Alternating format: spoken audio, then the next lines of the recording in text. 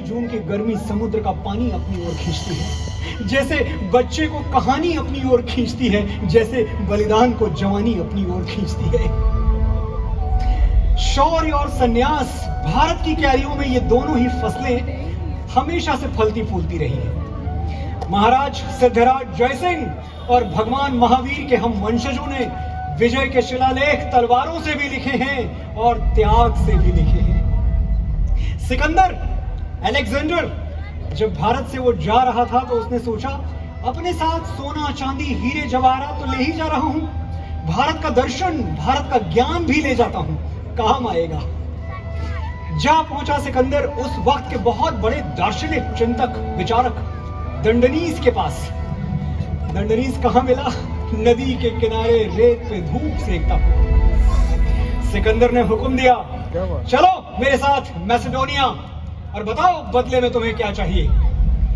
मैं Alexander the great हूं, दुनिया का सबसे बड़ा सम्राट। There is nothing beneath the sky that I cannot grant you. मांगो, क्या मांगते हो? ये सुनते ही दंडनीस जोर जोर जोर से हंसने लगा। तू अपने आप को सम्राट कह रहा है और मैंने तुझसे बड़ा भिखारी आज तक नहीं देखा। तेरे पास सब कुछ है, फिर भी तुझे कुछ और चाहिए। मुझे देख, मेरे पास कुछ नहीं है पर मुझे कुछ और नहीं चाहिए। तो बता कौन हुआ असली सम्राट, तू या मैं? है शांति बड़ा अनमोल रतन, कब इसे तोल पाया है धन।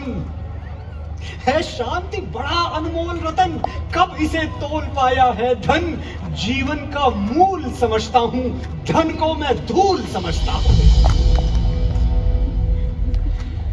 फिर भी तू कुछ देना ही चाहता है तो देख, तू मेरे और मेरे सूरज के बीच में आ गया है। तूने मेरी धूप रोक ली है सिकंदर, सामने से हट जा, मुझे मेरी धूप वापस दे। 17 साल के नरेंद्र, उनके मन में भी एक तड़प उठी, मेरे हिस्से की धूप कहीं तो होगी, कहीं तो होगा मेरा बोधि वृक्ष, मेरा कैलाश, मेरा महेंद्र गिरी। कहीं तो बहती होगी मेरे अंतर मन की अलकनंदा, कहीं तो खिले होंगे मेरी प्रज्ञा के ब्रह्म कमल।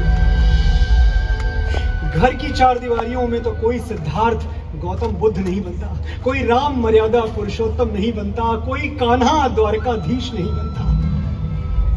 मुझे जाना ही होगा उस क्षितिज के पार जहां मेरे हिस्से का सूरज है, मेरे हिस्से का सवेरा है, मेरे हिस्से की धूप है। जा पहुंचे नरेंद्र अपनी मां के पास, हीराबा के पास, वो मांगने जो दुनिया की कोई मां अपनी संतान को नहीं देना चाहती। विदाई। राम को पाके क्या पाया है, सृष्टि के कण-कण से पूछो। राम को पाके क्या पाया है, सृष्टि के कण-कण से पूछो।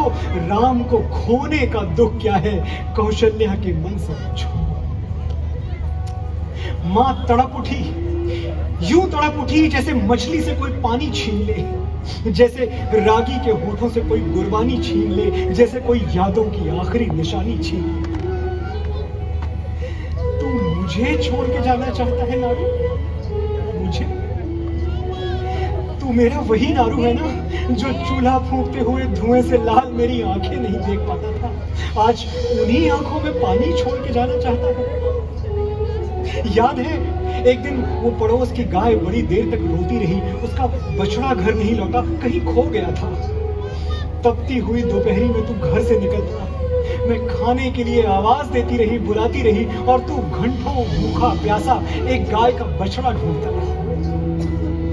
मैं कहाँ जानती थी एक माँ को उसके बच्चे से मिलाने वाला मेरा नारू एक दिन अपनी ही माँ को छोड़ के चला जाएगा। फिर भी तू जाना ही चाहता है तो मैं तेरी बाधा नहीं बनूंगी। अपने हाथों से कुमकुम केसर का टीका लगा के तुझे विदा करूंगी। बस इतना जान ले, तू अकेला नहीं जाएगा नारू, तेरे साथ मेरी वो दोपहरें भी चली जाएंगी जब मैं घर की चौखट पे आंखें बिछाकर तेरे स्कूल से घर लौटने का इंतजार करती थी। तेरे साथ मेरी वो शामें भी चली जाएंगी जब तुझे खिचड़ी खिला के और आंचल से तेरा मुंह पोंछ के मुझे दुनिया के सारे सुख मिल जाते थे। तेरे साथ मेरी रातें चली